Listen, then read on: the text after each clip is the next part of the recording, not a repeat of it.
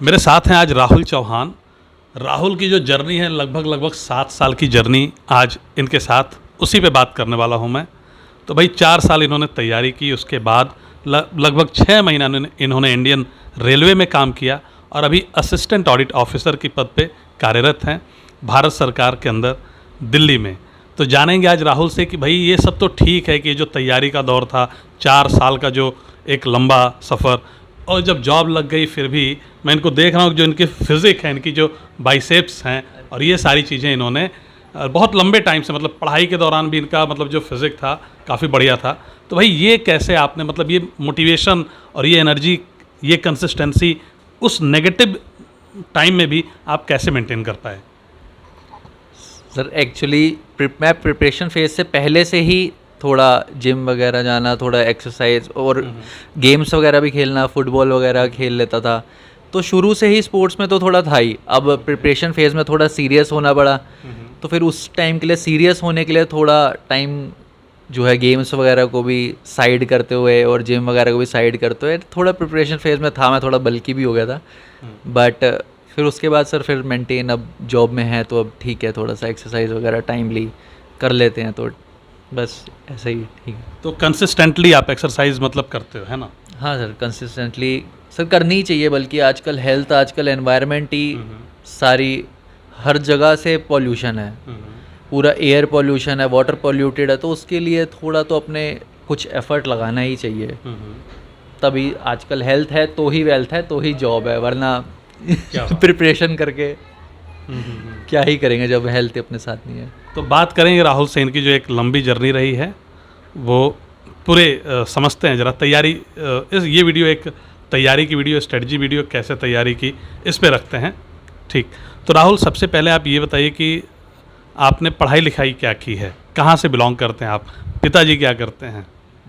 Sir basically I am from Haryana, Kurukshetra, but मैं शुरू से born and brought up Delhi से हूँ। एंड मेरे फादर दिल्ली पुलिस में हैं।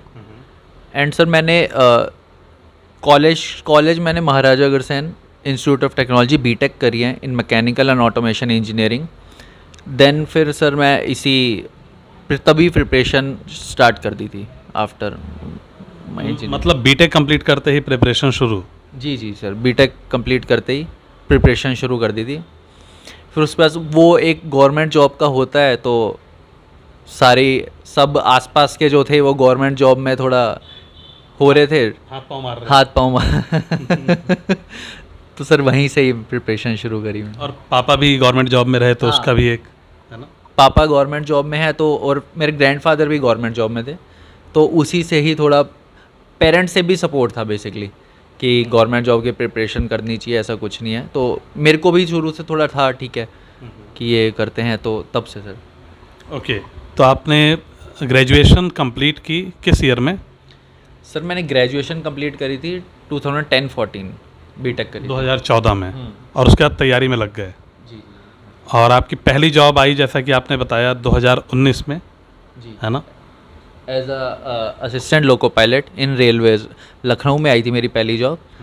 एंड उसमें मैंने 6-7 मंथ से काम किया था, बट मैं ट्रेनिंग में ही था, ट्रेनिंग फेज़ ही मैंने किया है। बाकी जॉब में तो अभी प्रॉपर मैं इसी में ही आया, अभी इसमें हुए हैं सर 2 ईयर। तो अब ये बताइए कि आपने जो 4 साल की जो तैयारी का जो पीरियड था, उसको थोड़ा कैसे आपने पढ़ाई की, क्या किया, उसको थोड़ा सा इलेबरेट करिए।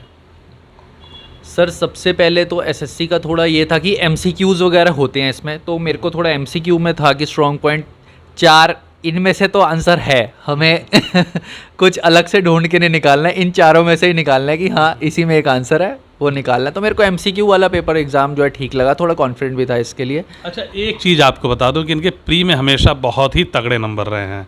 हाईएस्ट नंबर अभी ये बताएंगे, और लोएस्ट भी मेरे ख्याल से 160 के अराउंड 165 थे सर 2016 में। लोएस्ट तो मिनिमम मार्क्स 165 और हाईएस्ट? नहीं, मिनिमम सर 2018 में मैंने दिया था, तो मेरे 145 या 155 थे मेरे को। और हाईएस्ट? हाईएस्ट सर 2000 CGL 2019 में 190 या 191 थे सर मेरे। ओके, प्री में। तो बताइए फिर कैसे तैयारी की आपने, ये प्री मेंस, मतलब प्री की तैयारी कैसे की? सर स्टार्ट करते हैं मैथ्स से, और स्टार्ट करते हैं पहले आपका शेड्यूल, लाइब्रेरी का रोल कुछ रहा नहीं रहा उस पर। कोचिंग आपने ली या नहीं ली उस पर? सर कोचिंग मैंने पहले, एक बेसिक कोचिंग तो नेसेसिटी है कि बेसिक कोचिंग पता होना चाहिए कि आपको क्या करना है, कैसे करना है, एक स्टार्ट मिल जाता है, बेसिकली किक स्टार्ट हो जाता है। तो मैंने पैरामाउंट कोचिंग उस टाइम ज्वाइन करी थी शुरू में, तो ओवरऑल सारे सब्जेक्ट की थी वो, बट मैथ्स पे फोकस करने के लिए कि आफ्टर जब 2016 का हो गया था मेरा एग्ज़ाम, तो उसमें मैं 5-6 नंबर से रह गया था, तो तब मैंने मैथ्स पे फोकस करने के लिए ज्वाइन करी थी मैथ्स की कोचिंग। बाकी सर ठीक था। ओके, ठीक है, आपने मतलब कोचिंग ले ली थी बेसिक एक। तो डेली शेड्यूल क्या रखते थे आप पढ़ाई के दौरान? सर मेरा ऐसा था कि ज़्यादा प्रिपरेशन जब फेज़ में था कि एग्ज़ाम तो काफ़ी टाइम बाद होते हैं, तो अपने आप को ज़्यादा स्ट्रेस में नहीं रखना कि प्रिपरेशन करनी तो है ही, तो अब नींद आ रही है तो सबसे पहले सर नींद ही पूरी कर लो। मैंने कहा नींद आ रही है तो सबसे पहले नींद को ही देखते हैं, फिर उसका प्रिपरेशन तो करनी है बाकी टाइम। तो उसके बाद लाइब्रेरी चला गया जैसे, तो बस यही होता था मेन शेड्यूल कि अपना जितना भी टाइम मिला स्टडी पे फोकस किया। मैथ्स के मॉक टेस्ट वगैरह लगाए, तो मैथ्स में ही पूरा मॉक टेस्ट वगैरह उसी में करता था। बाकी इंग्लिश के प्रैक्टिस जो है मैथ्स में ही थी सर। प्रैक्टिस ज़्यादा मैथ्स में? क्या इंग्लिश मीडियम था आपका? हाँ, स्टार्टिंग से सर इंग्लिश मीडियम था। तो उसका बेनिफिट आपको मिला? थोड़ा सा बेनिफिट कह सकते हैं सर, हाँ ये है कि इंग्लिश में थोड़ा सा कम मेहनत करनी पड़ी, बट थी सर इसमें भी मॉक टेस्ट इंग्लिश के भी लगाने पड़े। इंग्लिश को भी लाइटली नहीं ले सकते, आजकल दोनों ही चीज़ चाहिए सिलेक्शन के लिए। आजकल ये नहीं है कि मैथ्स अच्छा है तो आपका सिलेक्शन हो जाएगा, आपको एक ओवरऑल परफॉर्मेंस देनी पड़ेगी, तो हर सब्जेक्ट में इक्वली फोकस करना ही पड़ेगा। ये मिस्टेक ऐसा हाँ ये नहीं होनी चाहिए सर। तो डेली कितने घंटे की पढ़ाई हो जाती थी अगर हम कोचिंग को हटा दें तो? सर कोचिंग को हटा दें तो 8 आवर्स की हो जाती थी सर। और जब कोचिंग आपकी ख़त्म हो गई फिर कितने घंटे रोज़ पढ़ते थे? सर कोचिंग को हटा के ही है 8 to 10 आवर्स। मतलब रोज़ आप 8 घंटे 10 घंटे पढ़ते थे, कोचिंग अगर नहीं जा रहे हो तब भी? यही आपका मतलब, ऐसा नहीं करते थे कि 14-15 घंटे खींच रहे हो?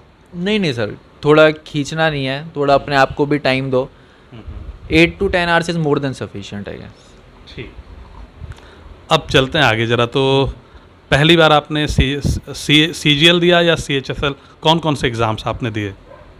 सर मेरा शुरू से ही फोकस जो है CGL पे ही था। मेरे फ्रेंड्स वगैरह शुरू से मैं देख रहा था, तो वो इनकम टैक्स में लगे थे 2013-14 CGL से, तो उसी टाइम से मेरा फोकस जो है शुरू से ही CGL पे ही था। तो मेरा मैंने CGL ही देना था। CHSL के बारे में शुरू में तो सोचते नहीं आप कि CHSL करेंगे, लेकिन फिर इतना टाइम हो गया, 4 इयर्स प्रिपरेशन फेज़ में ही है, तो बाद में CHSL भी दिया था। लेकिन आजकल मेरे को तो लगता है सर CHSL भी टफ हो गया है। CGL ईजी हो गया, CHSL टफ पड़ना है। CHSL CGL दोनों ही बराबर ही आप कह सकते बराबर ही हो गया है ना? ठीक, तो भाई कितने टोटल एग्ज़ामों में आप, मतलब आपको लगता है कि असफलताओं का दौर रहा और फिर सफल हुए आप? सर इसमें तो सर 10 to 12 एग्ज़ाम्स मैंने कम से कम दिए होंगे, जिसमें हर बार रिज़ल्ट आता था, तो ऐसा था कि आदत ही बन गई थी कि नहीं आ रहा, नाम नहीं आ रहा, तो घर वालों को कैसे बताएं, ये भी एक फ़ेज़ है, कैसे इसको हैंडल करना है कि इसमें नहीं। वैसे तो मेन फोकस CGL में ही था। तो CGL में भी एक बार नहीं हुआ सर, 2016 में मैंने पहला अटेम्प्ट दिया था अपना, तो असफलताएं तो सर रही हैं काफ़ी। तो जनरली देखिए बहुत सारे बच्चे सिर्फ इसलिए पीछे रह जाते हैं क्योंकि वो उस असफलता को नहीं झेल पाते। तो मैं ये जानना चाहूँगा आपसे कि रोते थे जब रिज़ल्ट आता था, नाम नहीं है लिस्ट में, खाना वाना खाते थे उस दिन या क्या रहता था? नहीं सर, थोड़ा बहुत अंदर से ही मायूस हो जाते थे, लेकिन ऐसा कुछ नहीं था कि खाना नहीं खाएंगे तो आगे कैसे प्रिपेयर करेंगे। मतलब फिर अगले दिन से प्रिपरेशन चालू, ऐसा था क्या? हाँ सर, उसी टाइम से खाना भी ऐसा बंद नहीं, खाना भी चालू, फिर से प्रिपरेशन भी चालू, क्योंकि पता था कि बाद में CGL तो करना ही है। उसमें सर मैंने सर से ही कोचिंग ली थी WO की, तो मैं WO को लेके श्योर था कि ये तो मिल जाएगा, WO वाला एग्ज़ाम तो। क्या बात है। तो ठीक है, मतलब चलते हैं अब थोड़ा सा ना डिटेल्ड सब्जेक्ट वाइज। मैथ्स की आपने तैयारी के लिए क्या क्या रिसोर्सेज यूज़ किए और कितने घंटे की आपने एक एवरेज स्टडी पूरे ईयर की होगी? सर मैंने मैथ्स के लिए सबसे पहले तो मैंने जैसे बताया कि एक बेसिक कोचिंग ज्वाइन करी थी, उसके बाद एक स्पेशलाइज कोचिंग मैंने हंसराज सर से कोचिंग ली थी।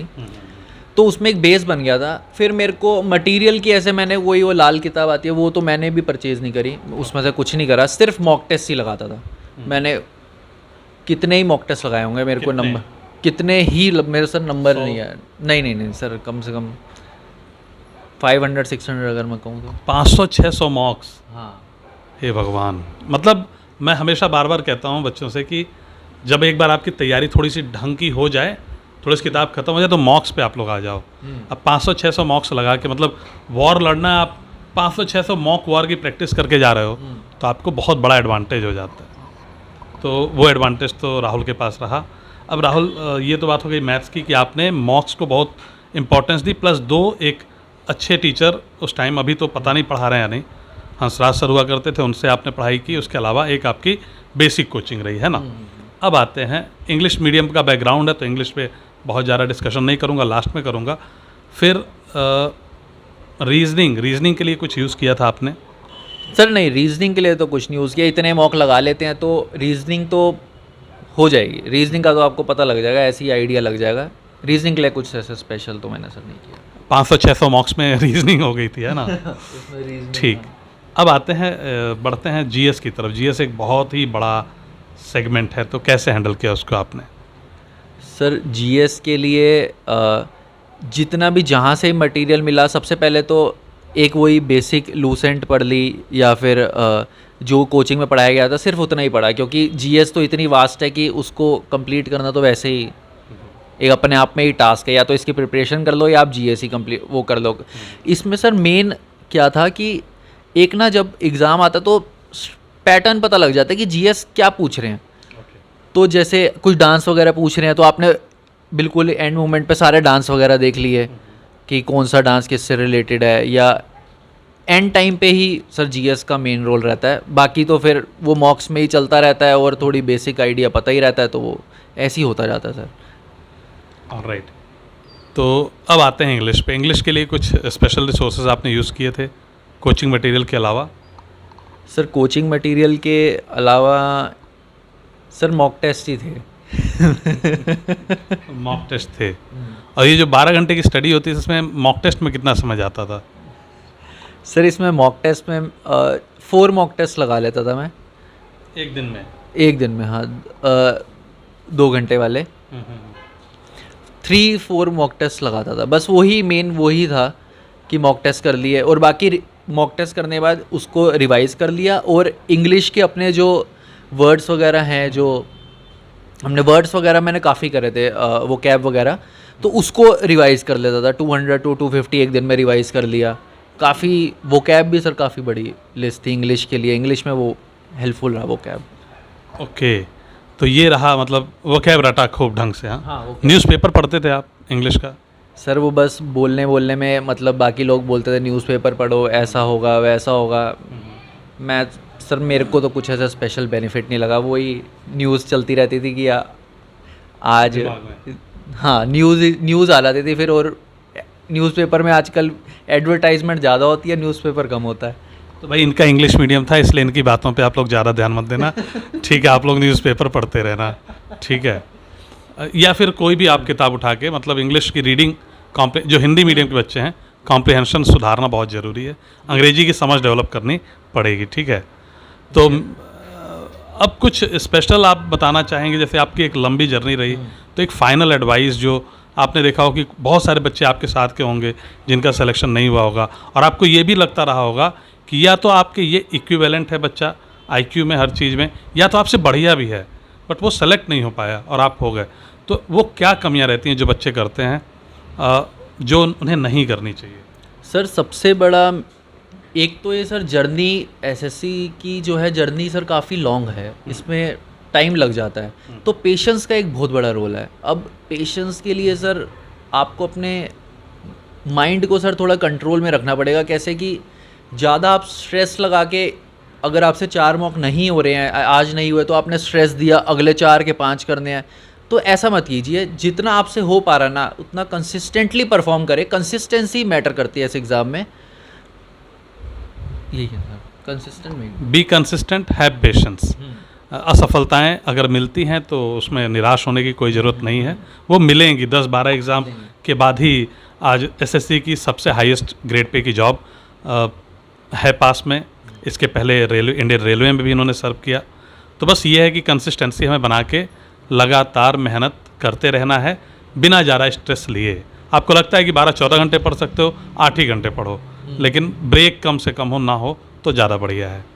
मेरे ख्याल से यही कहना चाह रहे थे, यही सर, है ना? स्मार्ट वर्क, हार्ड वर्क नहीं। तो with this we are ending the session. Thank you everyone. अगर आपका कोई क्वेश्चन है तो आप डेफिनेटली कमेंट सेक्शन में पूछिएगा। Will definitely try to reply. Thank you.